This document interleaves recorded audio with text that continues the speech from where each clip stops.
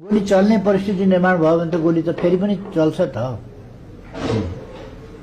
गोली नै नचलाउने भन्ने कुरा हुँदैन, गोली त चल्छ, मान्छे मर्छ त।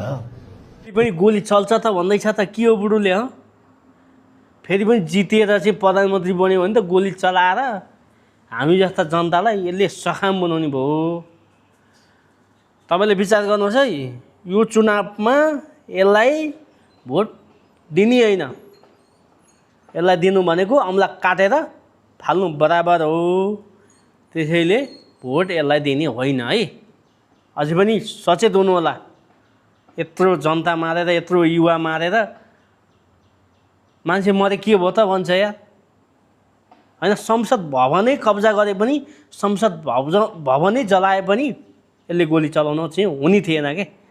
तपाईँहरू के भन्नुहुन्छ? जनतामा यत्रो चाहिँ आक्रोश आइसकेको छ, यत्रो चाहिँ असन्तुष्टि पैदा भएको छ, त्यो कसको कारणले? यसैको कारणले होइन? तपाईँहरूलाई फेरि पनि भन्दैछु है, भोट यसलाई दिने होइन। यसपालि भोट बालेन र राष्ट्रिय स्वतन्त्र पार्टीका सबै उम्मेदवारलाई प्रत्यक्ष रूपमा, समानुपातिक रूपमा तपाईँहरूले भोट दिनु होला।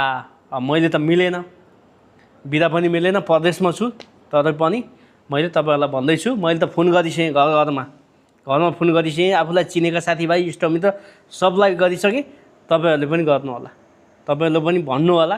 प्रदेशमा हुनुहुन्छ भने, यदि आफ्नो गाउँठाउँमै हुनुहुन्छ भने, आफ्नो बजारतिर, अब सहरतिर हुनुहुन्छ भने आफ्नो ठाउँमा जानु होला, भोट घन्टीमा दबाउनु होला, अनि मात्रै परिवर्तन सम्भव छ।